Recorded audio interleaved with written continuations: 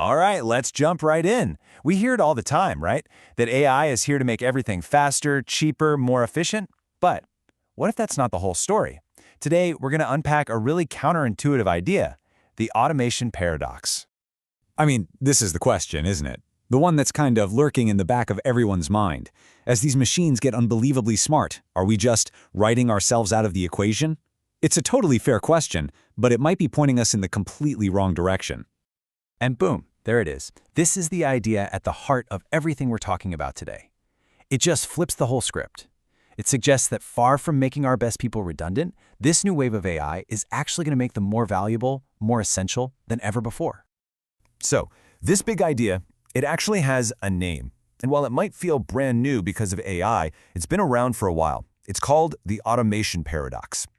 Here's the paradox in a nutshell. The better the automation gets, the more you desperately need a brilliant human to watch over it. You need someone with incredible judgment for that one moment when things go sideways. So this isn't a bug. It's a fundamental feature of automation.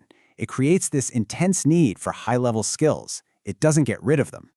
And believe it or not, this isn't some hot take from Silicon Valley. A cognitive psychologist named Lisanne Bainbridge nailed this all the way back in 1983. She figured out that when you automate all the easy stuff, you leave a person to basically just watch a system that almost never fails. But when it does fail, that person has to instantly become a world-class expert using skills they haven't had to practice in ages. To really understand how high the stakes are here, we've got to move from theory to a tragic, real-world example. So let's take a look inside the modern airplane cockpit, a place that's been on the cutting edge of automation for decades. This is just a chilling sequence of events. Back in 2009, Air France Flight 447, a tiny sensor problem, a minor glitch, caused the super reliable autopilot to switch off. The pilots, who were so used to the system handling everything perfectly, were suddenly thrown into the deep end. Their manual flying skills, their muscle memory, had gotten rusty because they just didn't need them day to day. And in those critical moments, they made mistakes that caused the plane to stall. A perfectly good airplane literally fell out of the sky. The very thing that made flying so safe, the automation, ended up eroding the very skills they needed in that crisis. And this brings us right back to the office today, because generative AI, it's becoming our autopilot for knowledge. We lean on it for reports, for code, for data analysis. And that creates the exact same danger. Our critical thinking skills start to atrophy. We fall into what's called a cognitive complacency trap. We get really good at checking the AI's answers, but we forget how to ask the hard questions in the first place. And that leaves us completely exposed for that one time the AI makes a subtle but catastrophic mistake. Okay, so if automation has these hidden risks, what do we do? The key is a huge mental shift. We have to stop thinking about automation, which is about replacing tasks, and start thinking about augmentation, using AI as a tool to make human experts even better.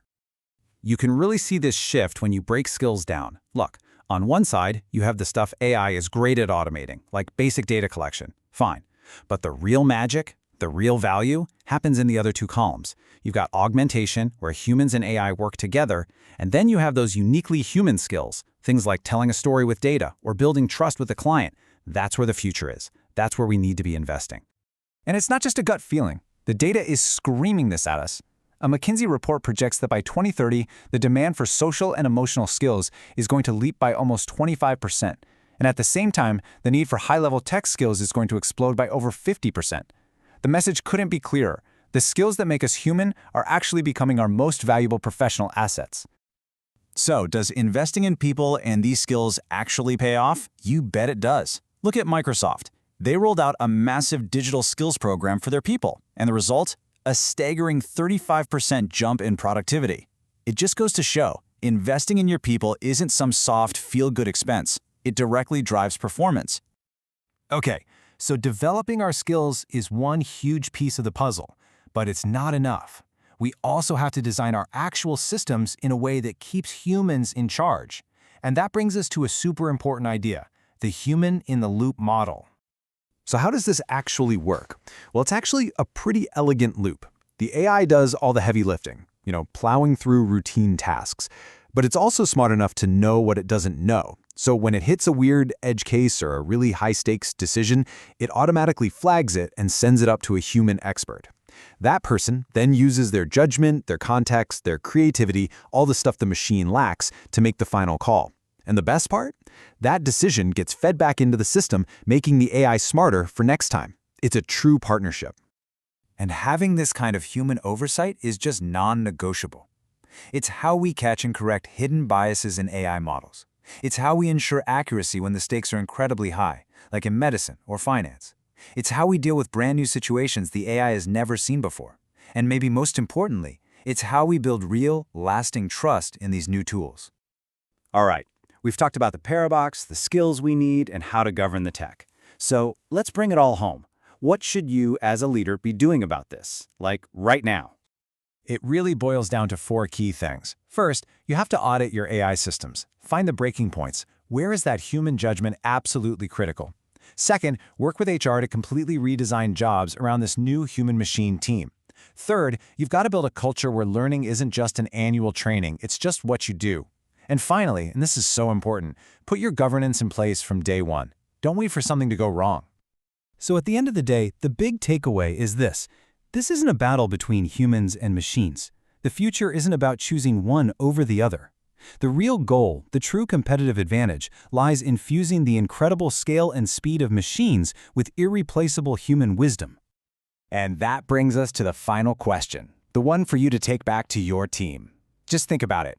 In your organization, are you balancing that massive investment in AI technology with an equal and equally passionate investment in the human talent that will actually command it?